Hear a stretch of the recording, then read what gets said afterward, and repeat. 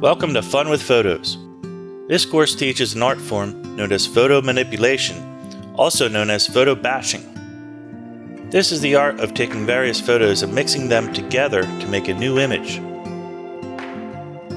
In today's world, photobashing is widely accepted as a method of making art and illustration. It is commonly used for all types of entertainment and design. Luckily, you don't have to spend years learning how to draw to learn photobashing, but you do have to learn a few tricks. In this course, we'll use GIMP software to bash our photos together, but you can follow along with your software of choice. The tips taught in these lessons are universal with all common art software. I will walk you through one full illustration created from scratch with multiple photos. After that, you'll be able to create a photobashed illustration yourself. Let's get started and have some fun with photos.